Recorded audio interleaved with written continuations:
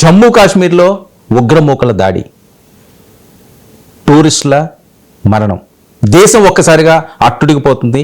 370 act ఏదైతే ఉందో దానికి సంబంధించి ఒక ప్రశాంతమైన వాతావరణం వస్తుంది. జమ్మూ కాశ్మీర్కి సంబంధించి ప్రధాని మోదీ గారు ముఖ్యంగా ఎన్డీఏ తీసుకున్న నిర్ణయం. ఈరోజు కట్ చేస్తే టూరిస్టుల మీదే ఉగ్రమూకల దాడి, పెహల్గామ్లో జరిగిన ఈ ఘటన ప్రపంచవ్యాప్తంగా దిగ్భ్రాంతికి గురిచేసింది. దీనిపై మరిన్ని అప్డేట్స్ ప్రొఫెసర్ నాగేశ్వర్ గారు సీనియర్ సంపాదకులు అందిస్తారండి. సార్ నమస్తే. సార్ నమస్తే. సార్, జమ్మూ కాశ్మీర్లో టూరిస్టుల మీద ఇప్పటికి మనకు వచ్చిన అప్డేట్ చూస్తే 27 మంది వరకు కూడా చనిపోయారని, ఇంకా పెరిగే అవకాశం ఉంటుందని మాట్లాడే పరిస్థితి. పెహల్గామ్లో జరిగిన ఈ దుర్ఘటన ఏ రకంగా చూడాలి? ముందుగా దీన్ని ఎలాంటి శశబిషలు లేకుండా దేశం కాదు ప్రపంచమంతా ఖండించాలి. ఇది ఒక పిరికి పందల చర్య. పాకిస్తాన్ ప్రేరేపిత ఇస్లామిక్ తీవ్రవాదుల దుర్మార్గాన్ని ప్రపంచం మానవాళి అంతా ఖండించాలి. ఎందుకంటే నిరాయుధులైన ఎలాంటి సంబంధము లేని అమాయక పర్యాటకుల పైన జరిపిన ఒక దివాలా కోరు పిరికి పందల చర్య ఇది. ఇక దీనికి బ్యాక్గ్రౌండ్ ఏంటి అనేది మనకు అర్థం కావాలి. ఒకటి, ఇది పహల్గామ్ అనేది చాలా జమ్మూ కాశ్మీర్లో ఉన్న ఒక ప్రఖ్యాతమైనటువంటి పర్యాటక కేంద్రం. ఎందుకంటే ఈ పర్యాటక కేంద్రంలో అందమైన అడవులు, లోయలు, it's a wonderful place. So అందువల్ల జమ్మూ కాశ్మీర్లో ఉన్న ప్రముఖ టూరిస్ట్ సెంటర్. ఈ టూరిస్ట్ సెంటర్ను టార్గెట్ చేయడంలో తీవ్రవాద లక్ష్యం ఏంటంటే ఆర్టికల్ 370 నిరర్థకంగా మారినాక, రద్దు చేశాక కాశ్మీర్ టూరిజం పెరిగింది. కొన్నేళ్ళు పట్టింది టూరిస్టులకు కాన్ఫిడెన్స్ క్రియేట్ కావటానికి. అందువల్ల ఈ చర్య ద్వారా తీవ్రవాదుల లక్ష్యం ఏంటంటే పర్యాటకుల్లో ఒక భయాన్ని కల్పించి కాశ్మీర్కు పర్యాటకులు రాకుండా భారతదేశానికి జమ్మూ కాశ్మీర్కు మధ్య ఉన్న సంబంధాన్ని తెగగొట్టాలి. జమ్మూ కాశ్మీర్ ఎకానమీలో టూరిజం ఒక కీలకమైంది.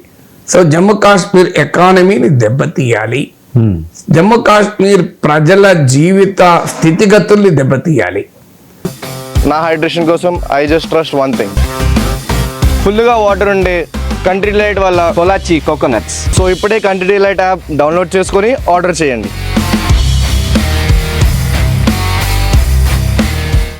కాశ్మీర్ అనేది ఇంకా అన్సెటిల్డ్ క్వశ్చన్, ఇంకా ఇది పరిష్కారం కాలేదు అన్న సంకేతాన్ని పంపాలి.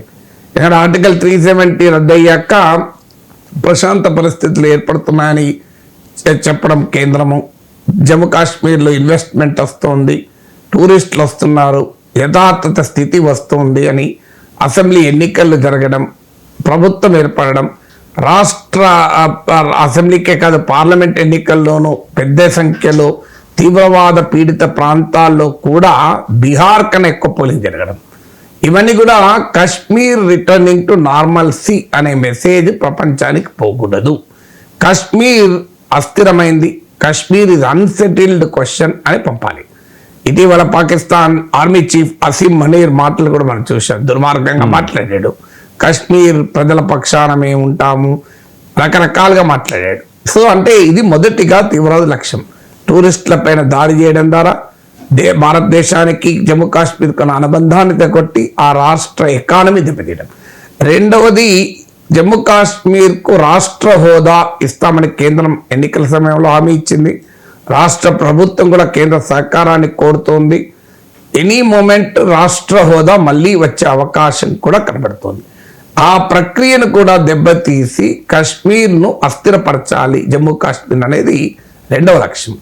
మూడవ లక్ష్యం ఏంటంటే America vice president JD Vance భారతదేశంలో పర్యటిస్తున్నారు.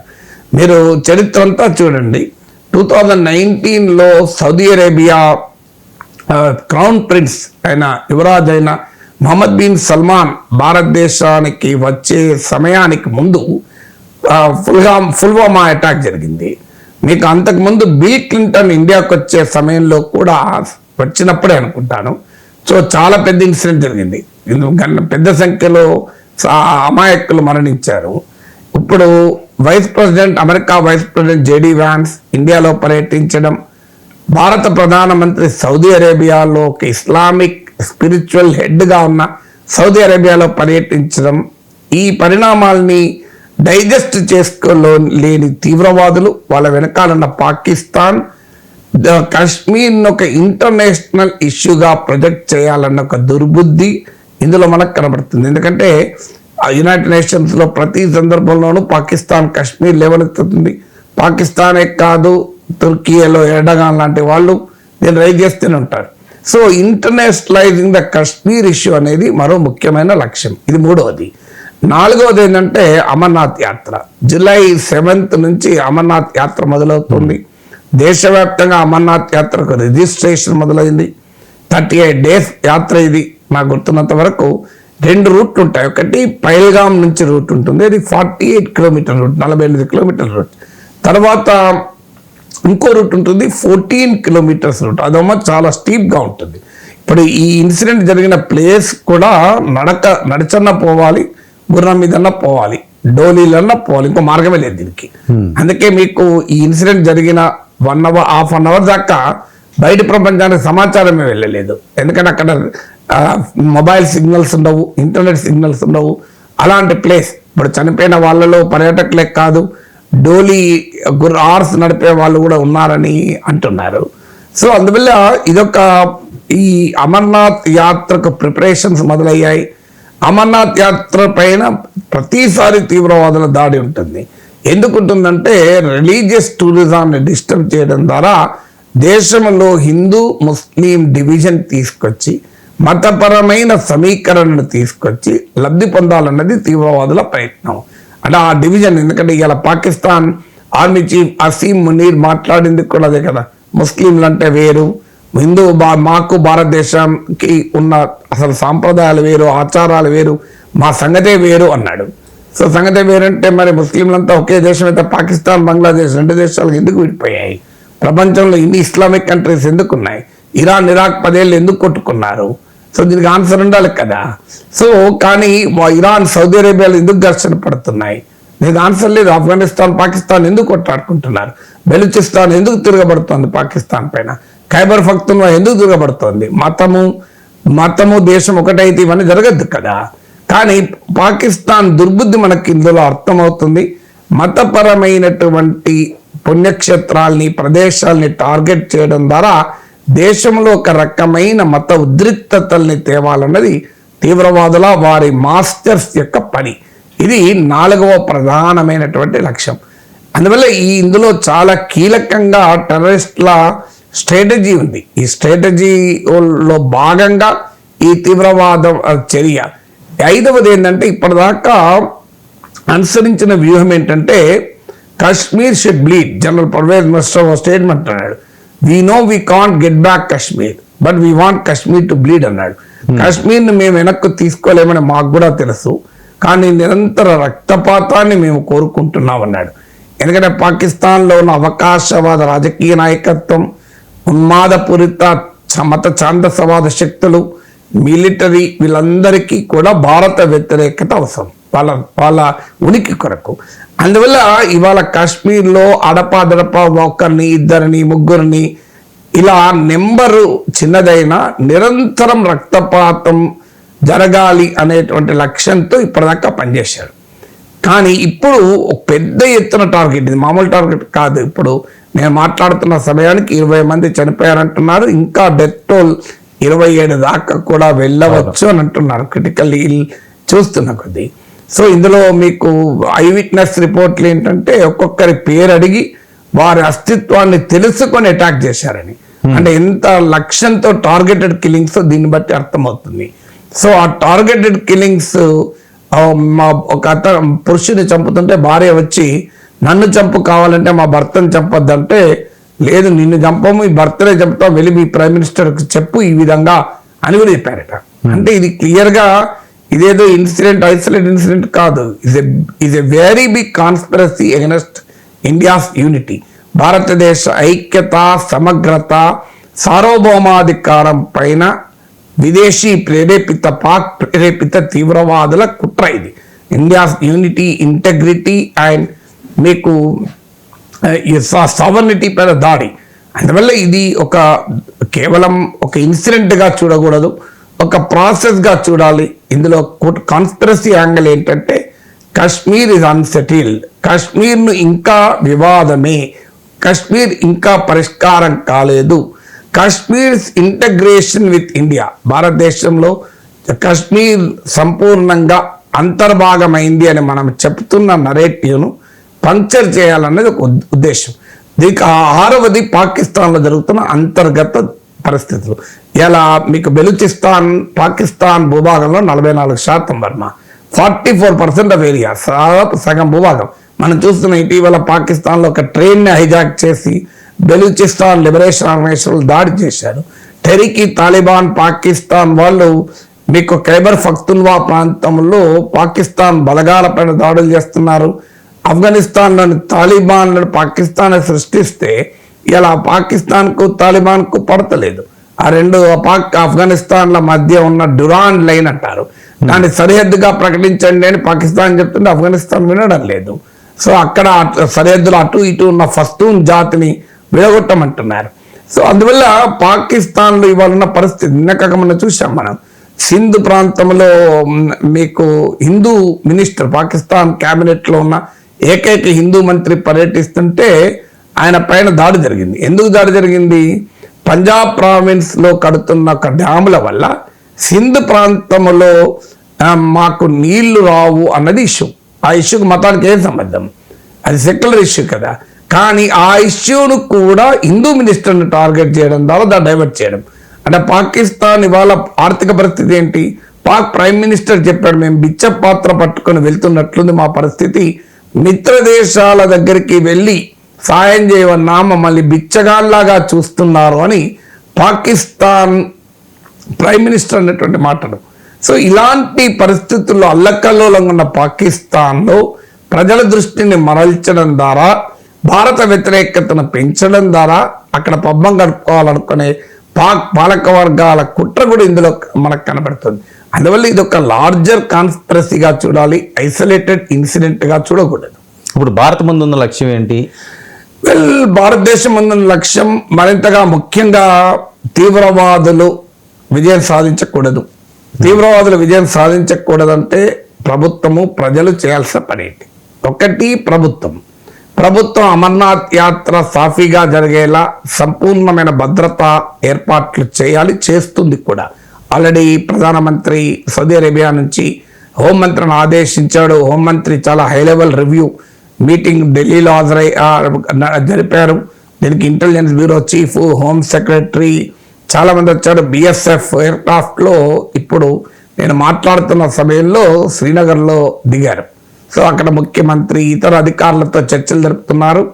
సో చాలా ఇమీడియట్గా కేంద్ర రాష్ట్ర ప్రభుత్వాలు సెక్యూరిటీని బీఫప్ చేసి అమర్నాథ్ యాత్రకు ఆటంకం జరగకుండా భక్తులకు ఒక కాన్ఫిడెన్స్ క్రియేట్ చేయడం. ఆల్రెడీ పైల్గాం మొత్తం వెకేట్ చేయించారు. నిన్నటి దాకా పైల్గాంలో రూమ్ దొరకడం కష్టంగా ఉండే అంతమంది పర్యాటకులు.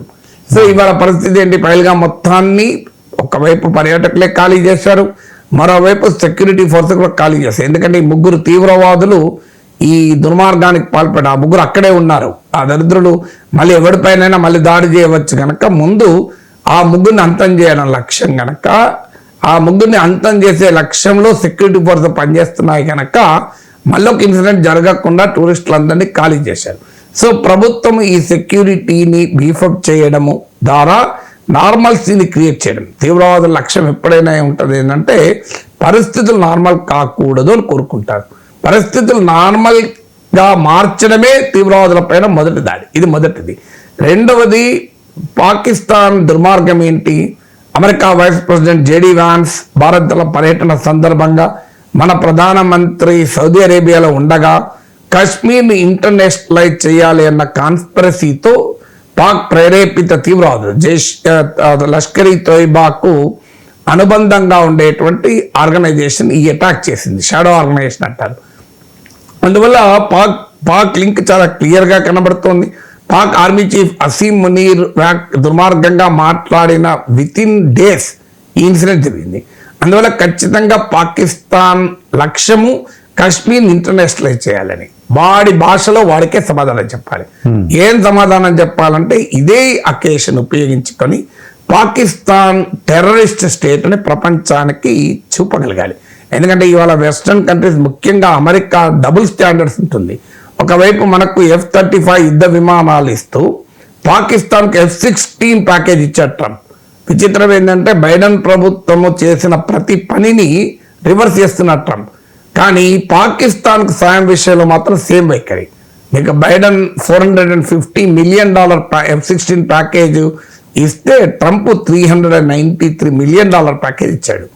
సో దేనికి F-16లతో తీవ్రవాదుల పైన యుద్ధం చేస్తారు పాకిస్తాన్. ఎవరిని పిచ్చోళ్ళని చేయదలుచుకున్నారు అమెరికా. సో F-16లతో తీవ్రవాదుల మీద దాడి చేస్తారు. ఎవడన్నా మన అభినందన్ వర్తమాన్ పైన అటాక్ జరిగినప్పుడు చూడలేదు, మన బాలకో స్ట్రైక్స్ అప్పుడు ఇండియా పైన F-16 వాడాడు. సో అందువల్ల ఈ వెస్టర్న్ డూప్లిసిటీ, డబుల్ స్టాండర్డ్స్ ఉంది టెర్రరిజం విషయంలో. వారికి కాశ్మీర్ టెర్రరిస్ట్ ఒక రకంగా కనబడతాడు, కందహార్లో టెర్రరిస్ట్ ఇంకో రకంగా కనబడతాడు. అందువల్ల ఈ అకేషన్ ఉపయోగించుకొని పాకిస్తాన్ చైనా నెక్సెస్ ఉంది, పాకిస్తాన్ అమెరికా నెక్సెస్ ఉంది. పాకిస్తాన్ను ఎక్స్పోజ్ చేయాలి. ఇది ప్రభుత్వం చేయాల్సిన పని. ప్రజలు చేయాల్సిన పని ఏంటంటే, తీవ్రవాదుల లక్ష్యం ఏంటి? మతపరమైన ప్రదేశాలను టార్గెట్ చేస్తారు. అక్షర్ధాంపై దాడి చూసాం మనం. వాళ్ళు ఎక్కడైనా మీరు చూడండి, తీవ్రవాదులు ఎప్పుడు కూడా పుణ్యక్షేత్రాలని, మతపరమైన ప్రాధాన్యత కలిగిన క్షేత్రాలపైన అటాక్ చేస్తారు.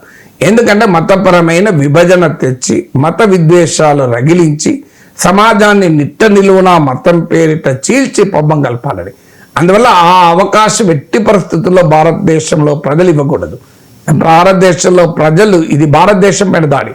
సో తీవ్రవాదానికి మతం లేదు, తీవ్రవాదులు వారి కాన్స్పిరసీ ఒకటే. అందువల్ల తీవ్రవాదాన్ని తీవ్రవాదంగానే చూసి భారతీయ సమాజం ఐక్యంగా దీన్ని ఎదుర్కోవాలి. ఎందుకంటే తీవ్రవాద లక్ష్యం ఏంటి? ప్రజల్ని విభజించాలి. అందువల్ల మనం విడిపోతే, మనం విద్వేషాగ్ని రగిలించుకుంటే తీవ్రవాదుల పబ్బం గడుస్తుంది. అందువల్ల దాన్ని ఎట్టి పరిస్థితుల్లో మనకు అవకాశం ఇవ్వద్దు. మూడవది, కాశ్మీర్ ప్రజల్ని భారతదేశం వారి హృదయాలను గెలుచుకోవాలి. ఎందుకు అంటే ఇది కేవలం భారత్ పైన, కాశ్మీరేతర భారత్ పైన మాత్రమే దాడి కాదు, కాశ్మీర్తో కూడిన భారత్ పైన దాడి, కాశ్మీర్ సహిత భారత్ పైన దాడి. ఇలా టూరిస్టులను ఆపితే ఎవరికి నష్టం? భారతదేశం నష్టమా? ఆంధ్రప్రదేశ్ నష్టమా? తెలంగాణ నష్టమా? జమ్మూ కాశ్మీర్కే నష్టం కదా. ఇలా వాళ్ళ ఎకానమీ దెబ్బతింటుంది కదా. దీనికి ఇప్పుడు అమర్నాథ్ యాత్ర సందర్భంగా అనేక మంది ముస్లిం సోదరులకు కూడా అది ఉపయోగించుకుంటారు. ఇప్పుడు అక్కడ చనిపోయిన వాళ్ళలో డోలీవాలా ఉన్నారు, అక్కడ టీ అండ్ మీకు స్నాక్స్ అమ్ముతున్న వాళ్ళు ఉన్నారు. సో వాళ్ళని కూడా చంపేస్తారు కదా. సో అందువల్ల ఎవరికి వాళ్ళ ఉపాధిని దెబ్బతీస్తున్నారు కదా. జమ్మూ కాశ్మీర్ ప్రజల జీవనోపాధిని దెబ్బతీస్తున్నారు కదా. అందువల్ల జమ్మూ కాశ్మీర్ ప్రజల్ని తీవ్రవాదాన్ని వేరు చేయగలగాలి. ఎప్పుడైనా టెర్రరిస్టులను ఎదిరించడం అంటే ప్రజల నుంచి వాళ్ళని ఏలియనేట్ చేయాలి. ప్రజలను ఓన్ చేసుకొని తీవ్రవాదులను ప్రజల నుంచి వేరు చేసి అటాక్ చేయగలగాలి. అందువల్ల ఇది ఒక బిగ్ అటాక్. ఇప్పటికిప్పుడు రాజకీయపరమైన విమర్శలకు తావు లేకుండా ప్రజలు, రాజకీయ వ్యవస్థ ఐక్యంగా ఈ క్రైసిస్ సిచ్యువేషన్ ఎదుర్కోవాలి. అందరము ప్రభుత్వం చేసే చర్యల్ని సమర్థించాల్సిన సమయం ఇది. When it comes to attack on nation, పార్టీలు లేవు, మతాలు లేవు, కులాలు లేవు, భాషలు లేవు, ప్రాంతాలు లేవు, భారతీయులంతా ఒకటే. అందువల్ల ఇది భారతదేశం పైన దాడి, భారతీయులంతా ఐక్యంగా ఎదుర్కోవాలి. సార్, ఈ యుద్ధం జరిగిన నేపథ్యం, ఈ ఉగ్రమూకలు భారత్ పాకిస్తాన్ యుద్ధానికి దారితీసే అవకాశం ఉంటుంది. చాలా మంది ఆ రకంగా కూడా ప్రచారం, అది ఎగ్జాగరేషన్. యుద్ధానికి, ప్రతి తీవ్రవాద ఘటన యుద్ధానికి దారి తీస్తుంది అని మనం ఎగ్జాగరేట్ చేయకూడదు. ఎందుకంటే ఈ సోషల్ మీడియా యుగంలో ఇదొక దుర్మార్గం. లేనిది ఉన్నట్టుగా చూపి దాన్ని హైప్ చేయడం. సో సెక్యూరిటీ సిచ్యువేషన్ పైన ఎప్పుడు కూడా ఎగ్జాగరేట్ చేయకూడదు. ఎందుకంటే అది చాలా సెన్సిటివ్ అంశం. సో మీకు పుల్వామా దాడి యుద్ధానికి దారి తీసిందా? సో చాలా తీవ్రవాద దాడులు జరుగుతుంటాయి. మనం తీవ్రవాద దాడి జరిగినప్పుడల్లా యుద్ధానికి దారి తీస్తుంది. ఎందుకంటే ఇది యుద్ధం చేసే దమ్ముంటే ఈ సమస్య ఎందుకు వస్తుంది? పాకిస్తాన్కి నిజంగానే యుద్ధం చేసే దమ్ముంటే ఏం జరుగుతుందో 71 బంగ్లాదేశ్ వారప్పుడు చూసాం, కార్గిల్ వారప్పుడు చూసాం కదా. కన్వెన్షనల్ వార్ఫేర్ లో పాకిస్తాన్ భారత సైన్యం ముందు నిలబడలేదు. అది 91,000 మంది కదా బంగ్లాదేశ్ విమోచన సమయంలో లొంగిపోయింది. ఇప్పటికి కూడా మనకు ఆ ఫోటో ఉంటుంది. ఈ మధ్య ఆర్మీ చీఫ్ కూర్చొని ఆఫీస్లో ఆయన వెనకాల అన్ఫార్చునేట్లీ ఈ మధ్య ప్రభుత్వం ఆ ఫోటోను తొలగించింది. ఎందుకు తొలగించిందో తెలియదు, కానీ అది పెద్ద ఇష్యూ అయింది కూడా. సో ఎందుకంటే అది బహుశా కాంగ్రెస్ ప్రభుత్వం, ఇందిరాగాంధీ ప్రభుత్వం ఉన్నప్పుడు జరిగిన సంఘటన గనక ఆ పార్టీ క్రెడిట్ పోతుంది అనుకున్నారో ఏమో, కానీ బీజేపీ ప్రభుత్వం దాన్ని తొలగించింది అన్ఫార్చునేట్లీ. అది ఆర్మీ చీఫ్ కూర్చున్న సీట్లో వెనకాల ఉండేది. అందువల్ల వరల్డ్ లీడర్స్ ఎవరొచ్చినా, మన వరల్డ్ ఆర్మీ లీడర్స్ ఎవరొచ్చినా మన ఆర్మీ చీఫ్తో చర్చిస్తే వెనకాల కనబడేది. ఇన్స్ట్రుమెంట్ ఆఫ్ సరెండర్ అంటారు. అంటే ఆ సరెండర్ లొంగిపోతున్నప్పుడు పాకిస్తాన్ ఆర్మీ హైయెస్ట్ అధికారి సంతకాలు పెడుతున్నాడు ఇండియన్ ఆర్మీ ముందు లొంగిపోతున్నట్టు. సో అందువల్ల ఇది ప్రాక్సీ వార్ అంటారు. దీన్ని ఏమంటారంటే ముసుగు యుద్ధం. ఒక రకంగా డైరెక్ట్గా యుద్ధం చేసే పరిస్థితి లేదు కదా, ఆ ధైర్యం అంటే ఈ దాకా ఎందుకు వస్తుంది? ఇది ప్రాక్సీ వార్. ఇప్పుడు నిరాయుధులైన పర్యాటకులపైన కాల్పులు జరపడం వీరత్వం అవుతుందా, శూరత్వం అవుతుందా, పౌరుషం అవుతుందా? అది నీ బలం అవుతుందా? దమ్ముంటే బార్డర్లో సైన్యం పైన తలపడు సంగతి తెలుస్తుంది కదా. సో మనం సర్జికల్ స్ట్రైక్స్ జరిపినప్పుడు ఏం చేశారు? అరుపులు కేకలు తప్ప ఏం చేయలేకపోయింది కదా. బాలకోట్ స్ట్రైక్ చేస్తే ఏం చేశారు? సో తోకముడిచారు కదా. అందువల్ల this is a proxy war. ఇది పిరికి బందల చర్య, ఇది యుద్ధ చర్య కాదు. యుద్ధం అంటే ధైర్యంతో చేయాల్సింది. ధైర్యం ఎక్కడిది? ఇది this is an act of cowardice అంటారు. పూర్తిగా పిరికితనంతో చేసే పని. ఎదుర్కోలేక నిరాయుధుల పైన తుపాకులు కాల్చున్నది గొప్పతనం అవుతుందా? సార్, అమెరికా అగ్రరాజ్యం అని చెప్తుంటుంది, అందరినీ మేమే శాసించాలని కోరుకుంటుంది. ఇలాంటి ఉగ్రదాడులు, ఈ అంశాల మీద అమెరికా ఎలాంటి నిర్ణయం తీసుకుంటుంటుంది? ఏమైనా హెచ్చరికలు జారీ చేసే అవకాశం ఉంటుందా? అంటే అమెరికా ఖండిస్తుంది, ఎవరైనా ఖండిస్తారు. సాంప్రదాయ ఖండనలు మండలతో సంబంధం లేదు. అవును. అమెరికాకు ప్రాబ్లం ఏంటంటే అమెరికాకు ఉపయోగపడితే వాడు తీవ్రవాది కాదు, అమెరికాకు ప్రమాదం ఏర్పడితేనే వాడు తీవ్రవాది. తాలిబాన్తో ఒప్పందం చేసుకుంది కదా అమెరికా. ఇంతకన్నా ఎక్కువ ఇంకేముంటుంది? ఇప్పుడు ట్రంప్ ఫస్ట్ టర్మ్లో ఖతార్లో తాలిబాన్లతో ఒప్పందం చేసుకుంది. తాలిబాన్ మించిన తీవ్రవాదులు ఎవరున్నారు? వాళ్ళు ఒప్పందం చేసుకోవడం వల్ల ఇలా ప్రపంచ దేశాలంతా ఆఫ్ఘనిస్తాన్ గుర్తించాలి. ఆఖరికి భారతదేశం మన ప్రభుత్వ దౌత్యాధికారులు కూడా తాలిబాన్లతో చర్చలు జరిపారు. రేపో మాపో ఢిల్లీలో తాలిబాన్ నాయకత్వం ఆఫ్ఘనిస్తాన్ ఎంబసీ కూడా ఓపెన్ కాబోతుంది. ఆ పరిస్థితికి వచ్చింది అమెరికా చేసిన పనే కదా. గుడ్ తాలిబాన్, బ్యాడ్ తాలిబాన్ అంటూ వర్గీకరించి తాలిబాన్లకి 20 ఏళ్ల తర్వాత అధికారం పేపు కదా అమెరికా పారిపోయింది. అందువల్ల అమెరికాకి అర్థం కావాల్సింది ఏంటంటే తీవ్రవాదమే. వ్యూహాత్మకంగా తమకు ఉపయోగపడితే అది తీవ్రవాదం కాదు. మీకు మాతృదేశం కొరకు పోరాడే వాళ్ళని తీవ్రవాదులుగా చిత్రీకరిస్తారు. ఇక్కడ ఇంత దుర్మార్గం జరిగిన పాకిస్తాన్కి అమెరికాకి ఎందుకు మిత్రదేశం? చాలా క్లోజ్ ఫ్రెండ్షిప్ పాకిస్తాన్కి అమెరికాకు. సో అమెరికా పాకిస్తాన్ డే 1 నుంచి, ఇప్పుడే కాదు, స్వాతంత్రం వచ్చిన అప్పటి నుంచి కూడా పాకిస్తాన్ అమెరికా నాయకత్వంలో మిలిటరీ కూటమిలో భాగం. సీటో అంటారు. ఆఖరికి నాటో అలైగా దాదాపు హోదా ఇచ్చారు పాకిస్తాన్కు. అంటే నాటోలో సభ్యత్వం లేకపోయినా అంతటి స్థాయి హోదా పాకిస్తాన్కి ఇచ్చారు. ఆఫ్ఘనిస్తాన్లో తీవ్రవాదంపై జరుపుతున్న యుద్ధంలో Pakistan was front line ally. తీవ్రవాదం మీద పాకిస్తాన్ యుద్ధం చేయడం ఏంటి? దానికన్నా దుర్మార్గం ఇంకోటి ఉంటుందా? ఒసామా బిన్ లాడెన్కు మిలిటరీ హెడ్ క్వార్టర్స్ పక్కన ఆశ్రయం ఇచ్చి 5 ఏళ్ళు దాచిపెట్టిన పాకిస్తాన్ తీవ్రవాదానికి వ్యతిరేకంగా పోరాడుతుందట.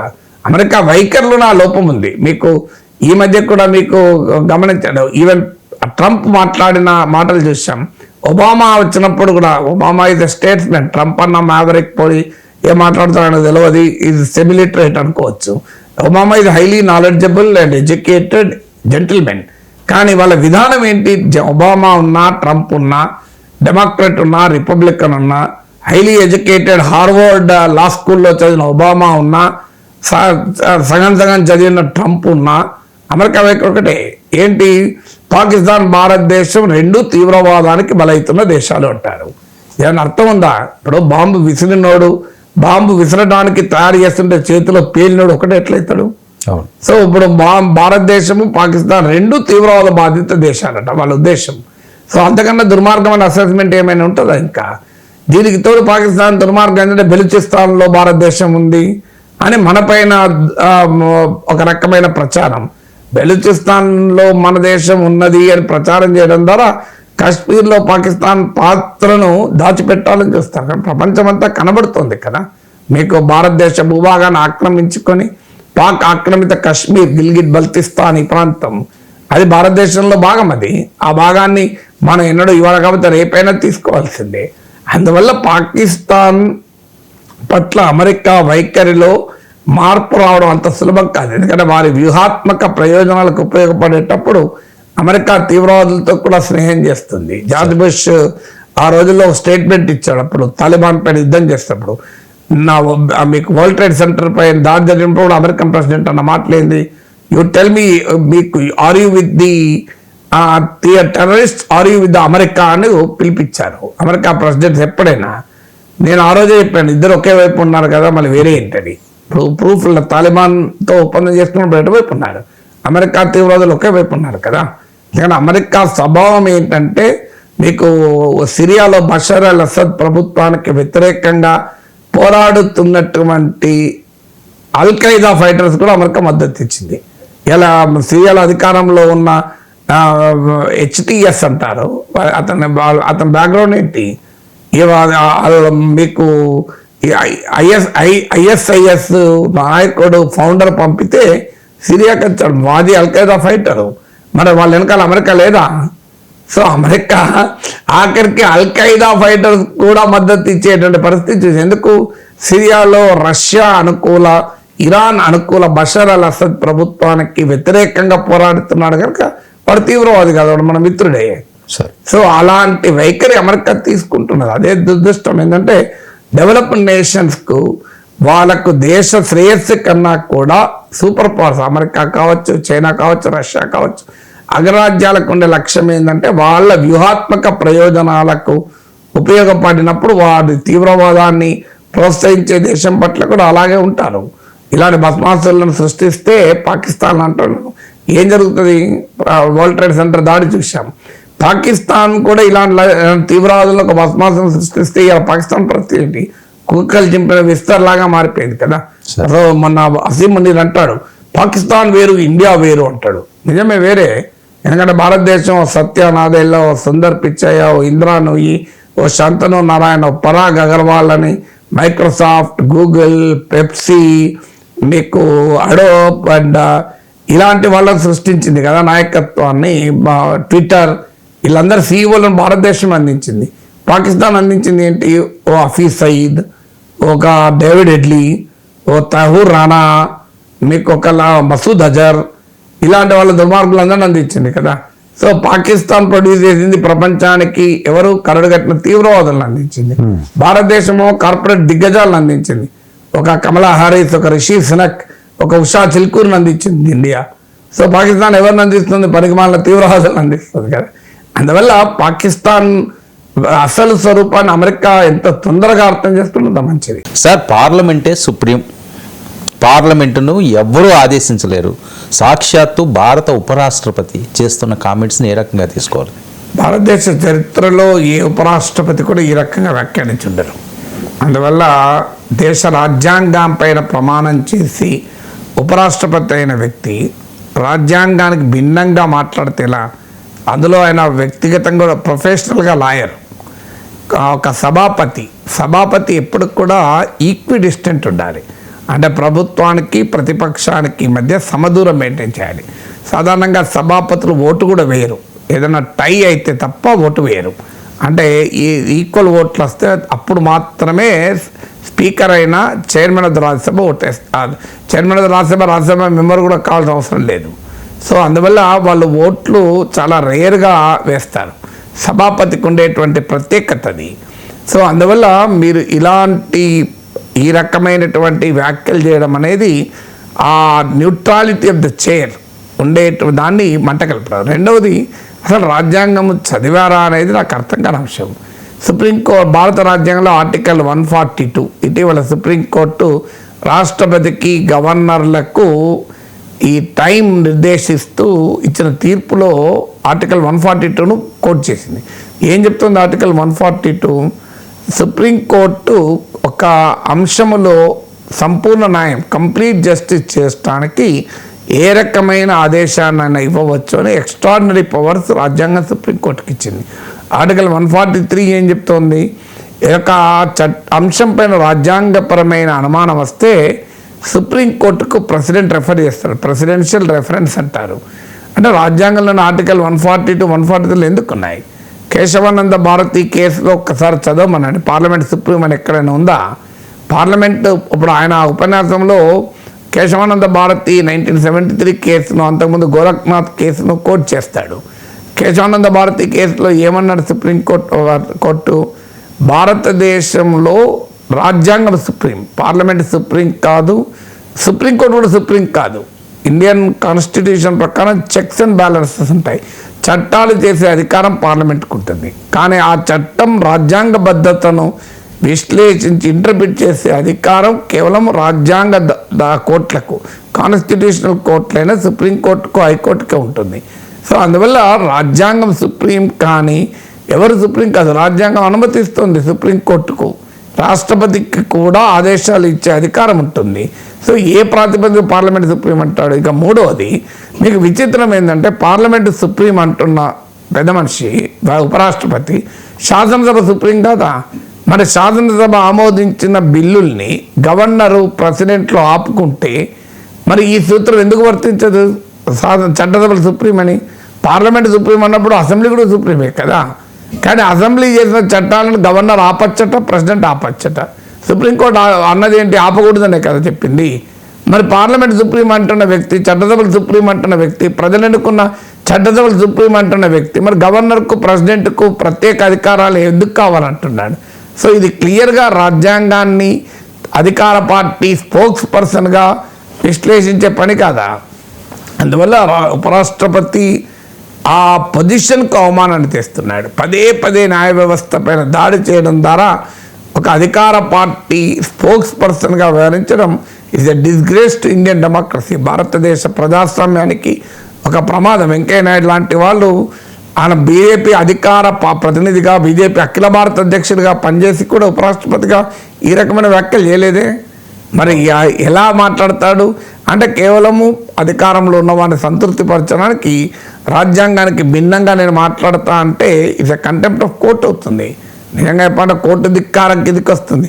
ఎవరు నిషికాంత్ దుబే లాంటి వాళ్ళు మాట్లాడిందంటేనే మనం తప్పని అంటున్నామంటే వైస్ ప్రెసిడెంట్ ఆఫ్ ఇండియా మాట్లాడితే ఎలా?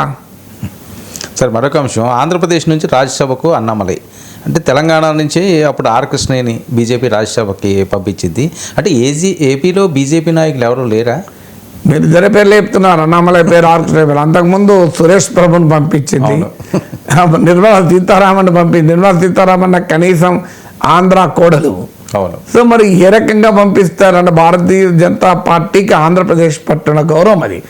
ఎస్, జాతీయ పార్టీ తమ నాయకుల్ని ఇతర రాష్ట్రాల నుంచి పంపించుకుంటారు, తప్పేమి కాదు, నేను దాన్ని తప్పు పట్టలేను.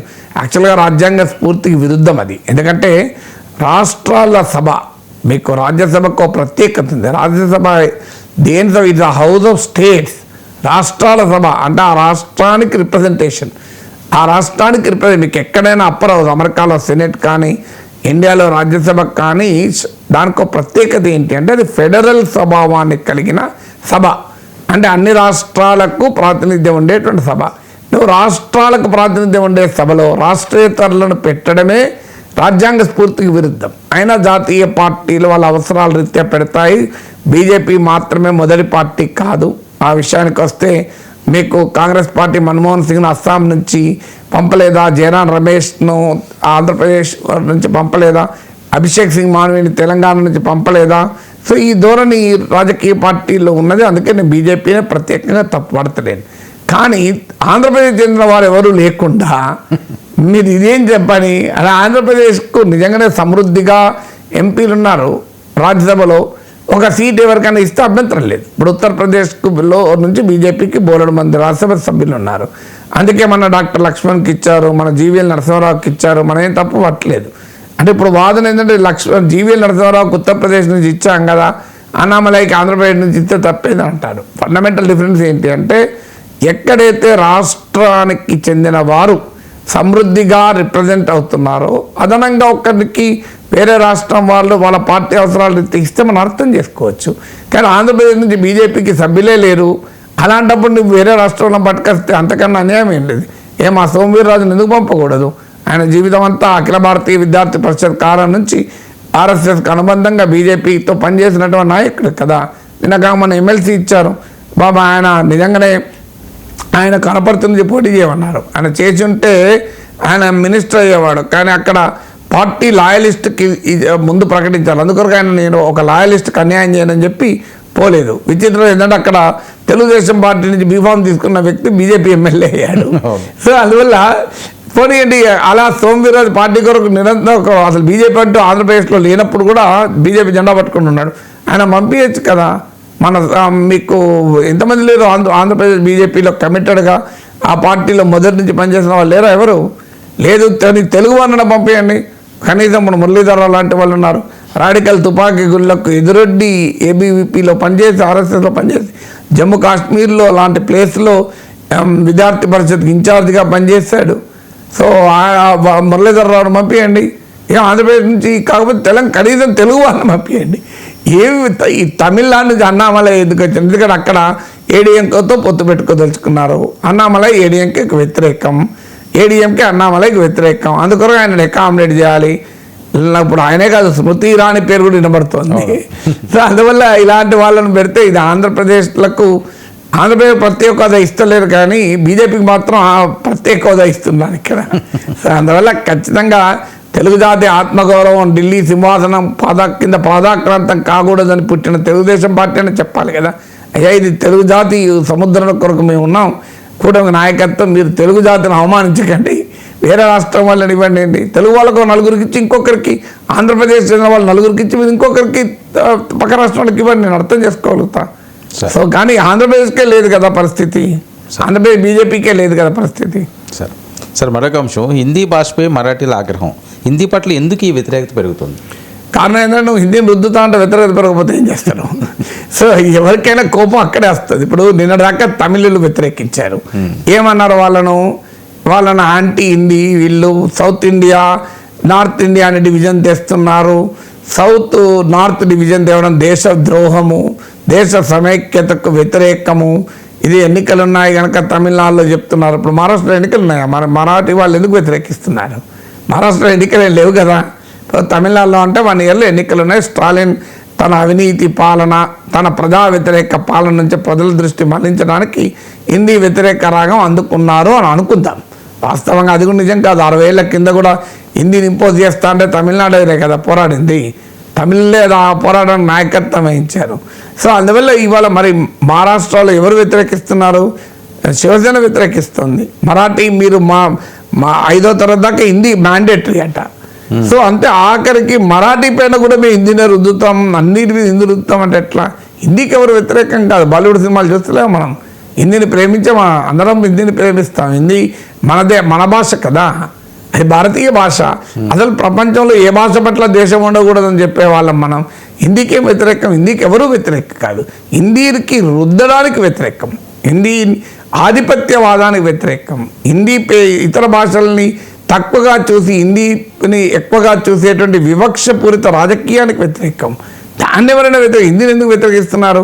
ఇటీవల సుప్రీంకోర్టు తీర్పు చెప్పింది, హిందీ ఉర్దూ రెండింటికి కూడా ఒకే హోదా ఉంది, అసలు మతం వేరు భాష వేరు అని. సో అందువల్ల మీరు ఇతర భాషల్ని అవమానించే రీతిలో వ్యవహరిస్తున్నారు కనుక సమస్య వచ్చింది. అమిత్ షా ఏమంటాడు, హిందీ భారతీయ ఆత్మ అన్నాడు. నేను ఆ రోజుల్లో కూడా అన్నాను, హిందీ ఆత్మ అయితే మా తెలుగు ప్రేతాత్మ అవుతుందా అని. ఆత్మ ఒకటే ఉంటుంది, నా తెలుగులో 2 ఆత్మలు ఉండవు. మరి హిందీ ఆత్మ అయితే మా మీద ఉండదు. రాజ్యాంగం ఒప్పుకుంటుందా? మీరు ఒకసారి 5 షెడ్యూల్ చదవండి, ఎన్ని భాషలు ఉన్నాయో కనబడతాయి. సో అన్ని భాషలు భారతీయ భాషలే కదా. అందువల్ల మీరు అన్ని భాషల్ని సమానంగా చూడమని రాజ్యాంగం చెప్తోంది. 8 షెడ్యూల్లో అన్ని భాషలకు ఒకే హోదా ఉంది. నువ్వు కాదు హిందీని రుద్దుతాం మేము, హిందీ ప్రతి రాష్ట్రంలో తప్పనిసరిగా నేర్చుకోవాలి, హిందీలోనే కేంద్ర మంత్రులు ట్వీట్ చేయాలి, హిందీలోనే జాతీయ రహదారుల బోర్డులు ఉండాలి, వేరే భాషలు ఉండకూడదు. ఇలాంటివి పెడితేనే కదా వ్యతిరేకం వచ్చేది. లేకపోతే హిందీకి ఎవరు వ్యతిరేకం? మేము హిందీ నేర్చుకోవాలి. ఉత్తరప్రదేశ్లో భారతీయ భాషలు ఏవి నేర్చుకోరు, ఇతర భాషలు ఎందుకు నేర్చుకోరు? యూపీలో త్రిభాషా సూత్రం అమలుకి కాదు. తమిళనాడు వాళ్ళు, తెలంగాణ వాళ్ళు, ఆంధ్ర వాళ్ళు, మహారాష్ట్ర వాళ్ళకి మాత్రమే త్రిభాషా సూత్రమా? ఉత్తరప్రదేశ్లో ఎందుకు త్రిభాషా సూత్రం ఉండదు? 40-50 ఏళ్ళు నార్త్ ఇండియన్ హైదరాబాద్లో ఉన్న తెలుగులో మాట్లాడరు. అంటే మీరు హిందీలో మాట్లాడతారు, మనం కలిసినా హిందీలో మాట్లాడరు, తెలుగు వచ్చినా మాట్లాడరు. మీరు చూడండి, ఎక్కడైనా నార్త్ ఇండియన్ కమ్యూనిటీకి వెళ్ళి చూడండి, తెలుగు మాట్లాడతారా? సో ఇది అన్యాయం కదా. సో అందువల్ల మేము అంటున్నాయంటే మీరు ఉత్తరప్రదేశ్లో కూడా తెలుగు నేర్చుకోండి, తమిళం నేర్చుకోండి, కన్నడ నేర్చుకోండి, ఆఖరికి మరాఠీ నేర్చుకోండి. మేము హిందీ కూడా నేర్చుకుంటాం, కానీ మేము నేర్చుకోం, మీరు మాత్రం నేర్చుకోవాలి. అంటే ఈ దేశ సమైక్యత, దేశభక్తి, భారతదేశంలో హిందీ భాష మాట్లాడే వాళ్ళకి అవసరం లేదా? ఓన్లీ నాన్ హిందీ భాషల వాళ్ళకేనా దేశభక్తి కావాల్సింది?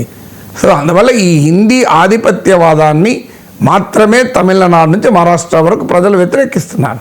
పైగా కర్ణాటక, అప్పుడు కర్ణాటకలో కూడా అదే గొడవ. సరే ఏంటి కూటమి స్పీడ్ పెంచిందా? కసిరెడ్డి, పిఎస్ఆర్ ఆంజనేయులు ఇప్పుడు అరెస్టు, మొన్న వల్లభనేని వంశీ. అసలు ఈ అరెస్టుల ఆంతర్యం ఏంటి? అరెస్ట్లోనే రెడ్ బుక్ ఆంతర్యం అని చెప్పాడు కదా మీకు. ఇంకా ఆంతర్యమే ఉన్నది. ఆంతర్యమో అన్ని ఆర్యాలు అన్నీ రెడ్ బుక్కే. రెడ్ బుక్లో లోకేష్ రాసుకొని ఉన్నాడో అవన్నీ ఒక్కొక్కటి మొదలవుతుంది.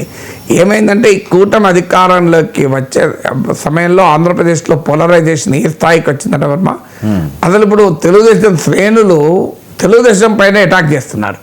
మీరు ABN Radhakrishna weekend comment with RK చూడండి, ఎన్నిసార్లు చెప్తున్నాడు తెలుగుదేశం సోషల్ మీడియా ఆగడం లేదు అని. మీరు ఆంధ్రజ్యోతి పేజ్ 1 చూడండి, వార్తలు తెలుస్తాయి. సో అసలు తెలుగుదేశం నాయకత్వం పైన ఒక రకంగా ఆ పార్టీ శ్రేణులు తిరగబడుతున్నారు. ఇంకా ఎందుకు అదే అధికారులు ఇంకా ఎందుకున్నారు, ఆ నాయకులకు ఎందుకు ఏమీ జరగడం లేదు సో అనే ప్రశ్నలు ఉత్పన్నమవుతున్నాయి కదా. దాదాపు 1 year అయినా వివేకానంద హత్యకు బాధ్యులైన వారిని ఇంతవరకు ఏం చేశారు, ఎక్కడ పట్టుకున్నారు? మీకు జగన్మోహన్ రెడ్డి పైన హత్యా ప్రయత్నం అనేది కోడికత్తి ఏమైంది కేసు, ఇంతవరకు బయటపడదా? మరి సునీతకు ఎందుకు న్యాయం జరగడం లేదు?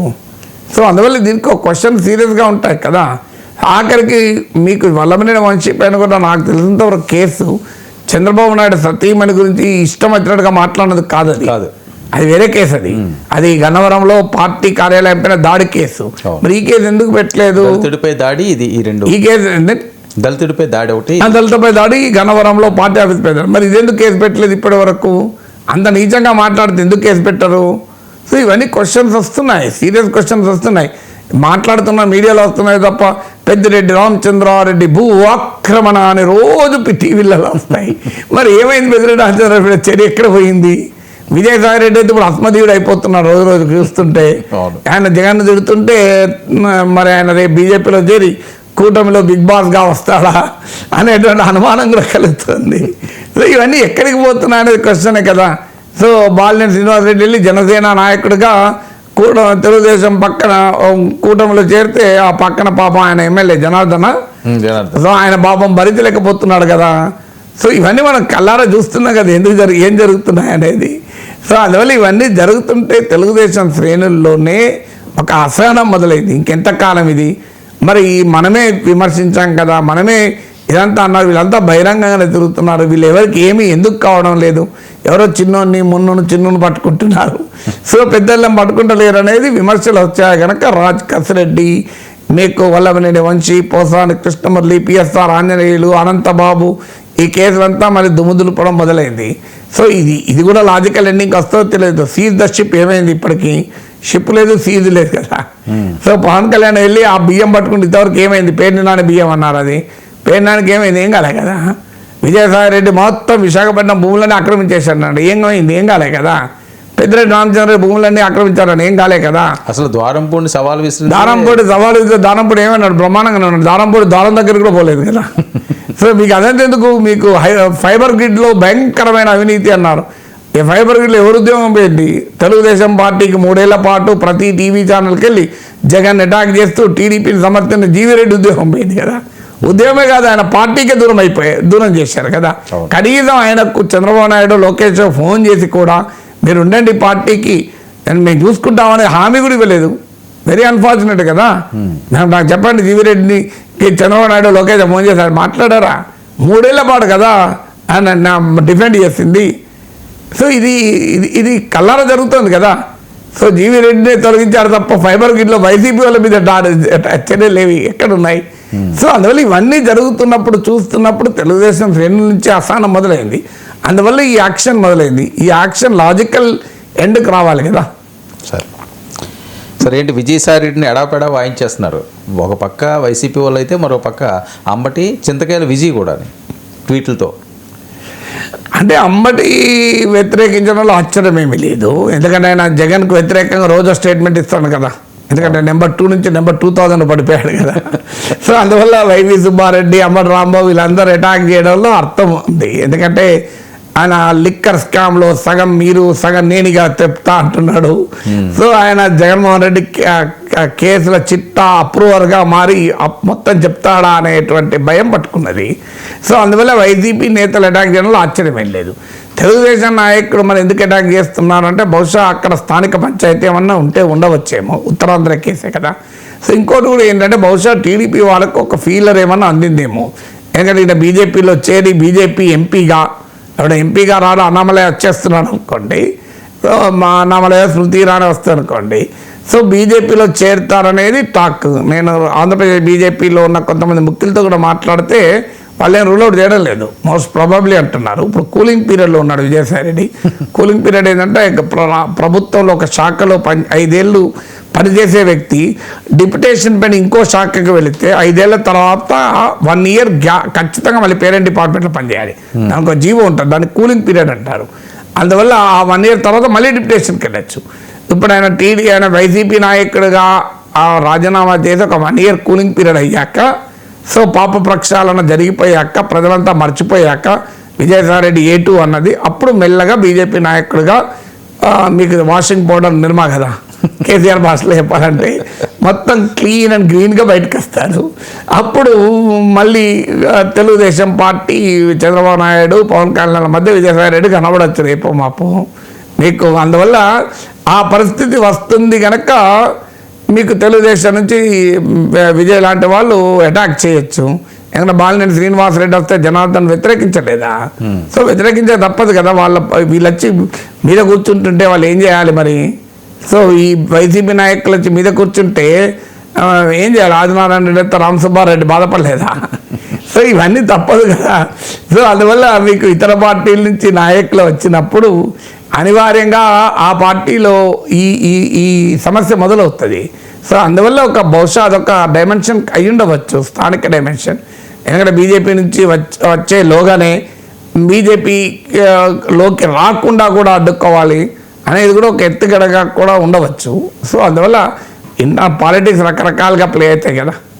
సార్ ఈ కసిరెడ్డి అవనియండి, లేకపోతే పిఎస్ఆర్ ఆంజనేయులు అవనియండి, లేకపోతే విజయసాయి రెడ్డి గారు చెప్పి ఇవన్నీ కూడా జగన్మోహన్ రెడ్డి గారికి ఏమైనా ఎఫెక్ట్ అయ్యే అంశాలుగా అనిపిస్తున్నాయి సార్? ఇక్కడ వరకే ఈ కేసుల వరకు పరిమితం అవుతాయా అంటే మనం ఊహాగానాలు చేయలేము. ఒకటి దేశ రాజకీయాల్లో పొలిటికల్ కేసులు చాలా రేర్గా లాజికల్ ఎండ్కి వస్తాయి. ఎక్కడో ఒక లాలూ ప్రసాద్ యాదవ్, ఒక మధు కూడా మనం చూస్తాం. ఇవన్నీ కూడా ఇప్పుడు 10 ఏళ్ల పాటు జగన్మోహన్ రెడ్డి బెయిల్ పైన ఎట్లుడగలిగాడు. అవును, సిబిఐ ఈడీ కేసుల్లో మనీష్ సిసోడియాకు బెయిల్ రాకుండా ఎన్నేళ్ళు చూసాం మనం. ఈడీ కేసులు అయితే మరీ కష్టం బెయిల్ రావడం, అది ఎందుకంటే ప్రివెన్షన్ మనీ లాండరింగ్ యాక్ట్ కింద కేసులు కనుక మరీ కష్టం బెయిల్ రావడం. కానీ మరి మనీష్ సిసోడియాకు బెయిల్ రాలేదు. ఆఖరికి ఢిల్లీ ముఖ్యమంత్రికే బెయిల్ రాలే అరవింద్ కేజ్రీవాల్ ముఖ్యమంత్రి హోదాలో ఉన్నప్పుడు. మరి జగన్మోహన్ రెడ్డికి ఎట్లా వచ్చింది మనకు తెలియదు. ఇవన్నీ ఎందుకు వచ్చింది మరి? అవిశ్వాస తీర్మానం మోడీ పైన ప్రతిపక్షాలు పెడితే వైసీపీ ఎంపీలు, టీడీపీ ఎంపీలు కలిసే కదా ఓటేసింది. మీరు లాస్ట్ 10 ఇయర్స్ పార్లమెంట్లో ఓటింగ్ సరళి చూడండి. వైసీపీ, టీడీపీ ఆంధ్రప్రదేశ్లో కొట్టుకుంటారు, ఢిల్లీలో కలిసే ఉంటారు. ఢిల్లీలో ఒకే వైఖరి మీరు పార్లమెంట్లో మీరు గమనిస్తే. సో ప్రత్యేక హోదా అయినా వదిలేయడం నుంచి మొదలుకొని ప్రతి దాంట్లో ఒకే వైఖరి కదా. సో అందువల్ల మీకు జగన్మోహన్ రెడ్డి గారు ఇంత కేసీఆర్ను రోజు తిడతారు చూడండి. మీకు జైలు గది రెడీగా ఉన్నది, కాళేశ్వరంలో 1,00,000 కోట్లు తిన్నాడు అంటాడు. 1,00,000 కోట్లు తిన్నారని బీజేపీ ఆరోపిస్తుంది. కేసీఆర్ పైన కేంద్ర ఏజెన్సీలు ఒక్క కేసు అన్న పెట్టిందా నాకు చెప్పండి? సింగిల్ కేసు లేదు కేసీఆర్ పైన కానీ వాళ్ళ ఫ్యామిలీపై కానీ. కేటీఆర్ అంతకుముందు ఏదో కొన్ని 1-2 కేసులు సహారా ఏదో ఉన్నాయి కానీ అవి ఎప్పుడు మూడబడ్డాయి అట్లీస్ట్. మీకు కేసీఆర్ పైన కవిత పైన కేసు కూడా తెలంగాణ సంబంధించిన కేసు కాదు, అది ఢిల్లీ లిక్కర్ స్కామ్ కేసు. అదంతెందుకు అసదుద్దీన్ ఓవైసీ పైన కేసు ఉందా చెప్పండి నాకు? ఎంఐఎం నేతల పైన ఒక్కరిపైన కేసు ఉందా? అక్బరుద్దీన్ ఓవైసీ హిందూ దేవాలయాల గురించి ఘోరంగా మాట్లాడాడు. అది ఎన్ఐఏ కేసు పెట్టరాదా? ఎందుకు పెట్టలేదు మరి కేంద్ర ప్రభుత్వం? రాష్ట్ర ప్రభుత్వం అంటే బీఆర్ఎస్కు కారు స్టీరింగ్ ఓవైసీ చేతిలో ఉంది కనుక బీఆర్ఎస్ అతన్ని నిర్దోషి అన్నది. మరి కేంద్ర ప్రభుత్వం ఎందుకు పట్టించుకోలే? సో అది దేశ అంతర్గత భద్రత ప్రమాదం కాదా? సో మరి కేంద్ర ప్రభుత్వం మాట్లాడాలి కదా. మీరు రాజాసింగ్ని సస్పెండ్ చేశారు ఆయన మాట్లాడితే, అక్బరుద్దీన్ ఓవైసీ పైన ఏ చర్య ఎందుకు లేదు? మీ సొంత పార్టీ వాళ్ళనేమో సస్పెండ్ చేస్తారు, నూపూర్ శర్మను సస్పెండ్ చేశారు, రాజాసింగ్ సస్పెండ్ చేశారు. వాళ్ళు తప్పే, వాళ్ళు ఇస్లాం గురించి మహమ్మద్ ప్రవక్త గురించి అభ్యంతరకరంగా మాట్లాడారు, వాళ్ళు 100% తప్పు, వాళ్ళపైన చర్యలు తీసుకోవాలి. మరి హిందూ దేవుళ్ళ పైన నోటికెచ్చినట్టు మాట్లాడిన అక్బరుద్దీన్ ఓవైసీ పైన ఎందుకు రాష్ట్ర ప్రభుత్వం చర్య తీసుకోకపోతే బీజేపీ పెద్ద పోరాటం ఎందుకు చేయలేదు?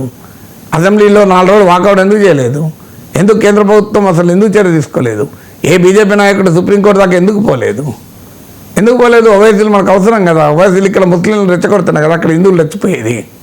సో అందువల్ల ఇవన్నీ రాజకీయాలు ఉంటాయి, అందువల్ల ఏం జరుగుతుంది అనేది ఎవరము చెప్పలేం.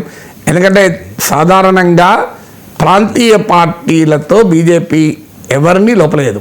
మీకు ఇప్పుడు 2G స్పెక్ట్రమ్ కేసు, దాని పేరు చెప్పుకునే కదా నరేంద్ర మోడీ అధికారంలోకి వచ్చి దేశమంతా తిరిగి 2G స్పెక్ట్రమ్ కేసులు ఏమైంది? 2G స్పెక్ట్రమ్ కాంగ్రెస్ వాళ్ళే ఉన్నారు కదా, మరి అయినా ఏం చర్య తీసుకోలేదు. ఎందుకు 2G స్పెక్ట్రమ్ కేసులో చర్యలు తీసుకుంటే ముందు డిఎంకే నాయకులు లోపలికి వెళ్తారు. డిఎంకే నాయకులు మరి లోపల వెళ్తే బీజేపీ ఎందుకు బాధ?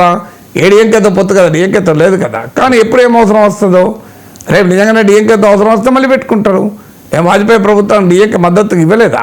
సార్ సో ఇప్పుడు మీకు మమతా బెనర్జీ ఏమైంది? అభిషేక్ బెనర్జీ మీద కేసు కదులుతలేదు కదా. ఎందుకు మమతా బెనర్జీ ఆగిపోయింది? ఇప్పుడు బీజేపీ పైన ఎగరడమే మానేసింది కదా. సో ఇప్పుడు ఆమె బీజేపీని కాదు అటాక్ చేసి కాంగ్రెస్ని అటాక్ చేస్తుంది కదా.